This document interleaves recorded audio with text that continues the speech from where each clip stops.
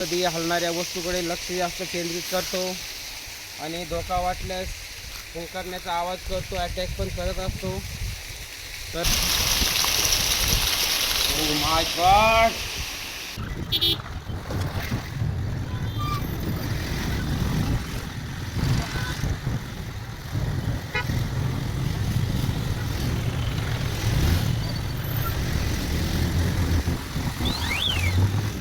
साप रेस्क्यूसाठी आलेलो आहे.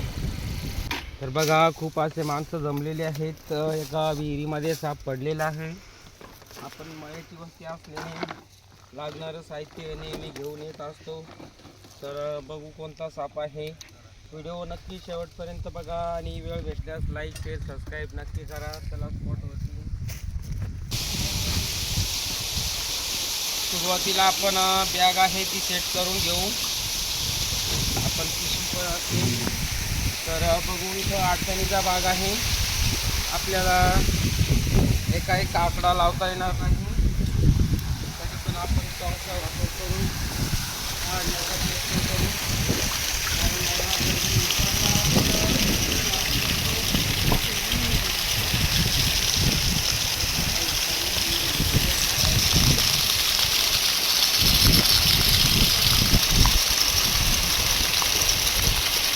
माय गॉड मित्रांनो, बघा आवड हव्या स्वरूप आहे. खूप मोठी साईज आहे.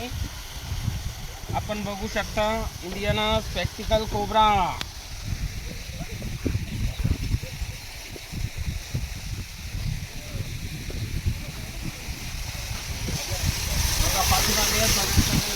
तर या सापाबद्दल तुम्हाला थोडक्यात माहिती सांगायची म्हटली तर हा भारतात 4 अत्यंत विषारी साप जे आढळतात.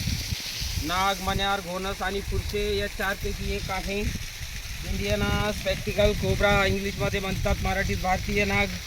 काही ठिकाणी गेहुवन सायंटिफिक नेम नाजा असं पण आहे. या सापामध्ये नेरोटॉक्सिक नावाचं विष असतं. चावल्यानंतर 30 मिनिटात 40 मिनिटात इलाज नाही झाला तर मृत्यू हे अटळ असतं. अशा वेळी आपण बाबा, भगत, तंत्रमंत्र अशा कोणत्याही विद्येच्या भानगडीत न पडता आपला अमूल्य वेळ सरकारी दवाखान्यात जाण्यासाठी घालवा.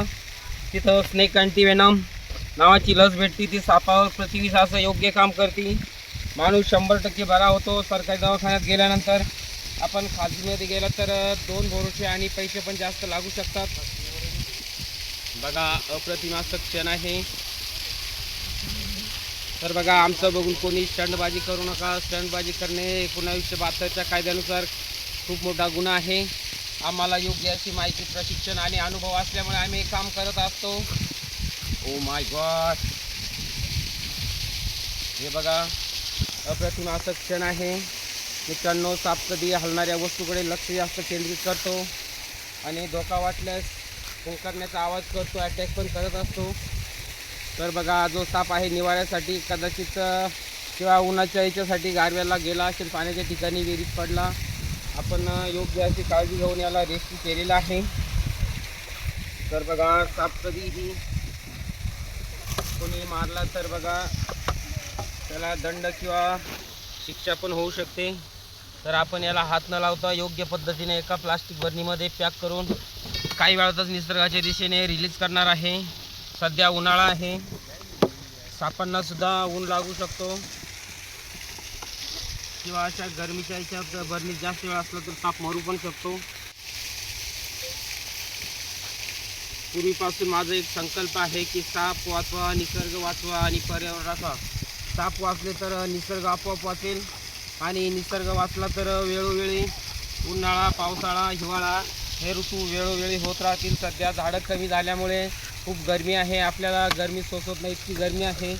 उन्हामुळं पण आपण खूप अशी काळजी घ्या. तर चला जाऊ काही वेळात निसर्गाच्या दिशेने. तत्पूर्वी एक माझ्या व्हिडिओला एक लाईक, चॅनलला एकदा सबस्क्राईब आणि शेअर करायला विसरू नका. धन्यवाद. बघा, निसर्गामध्ये